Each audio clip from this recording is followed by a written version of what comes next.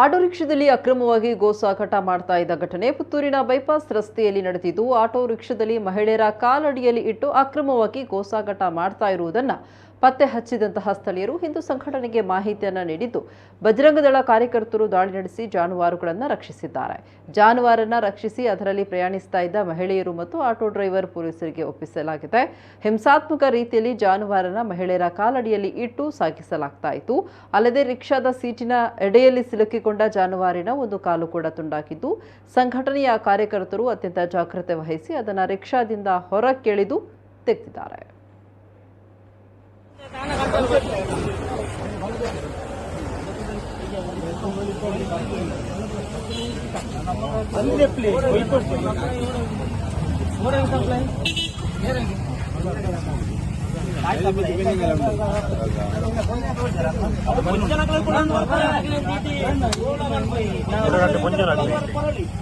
ఆ పెద్దదొట్టి కూడా రెండు పుంజలు అగిలించండి.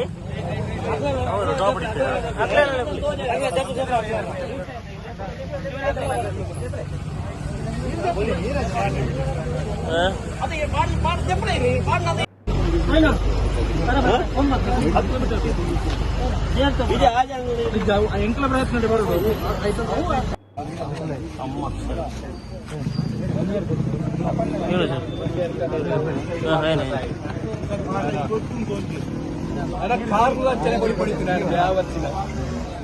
ನಾನು ಇವರು ಆಟೋ ಡ್ರೈವರ್ ಅಲ್ಲ, ಇದೊಂದು 1000 ಅಲ್ಲಿ ಹೋಗಿ ಅಡಗಿ ನಿಂತೇನೆ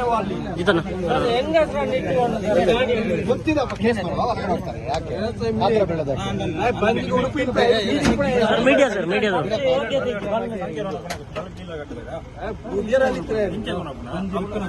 ಐನವಿತ್ತ ಪಂಜಾಕ್ಲಿ ಅನ್ಕೊಳ್ಳೋದು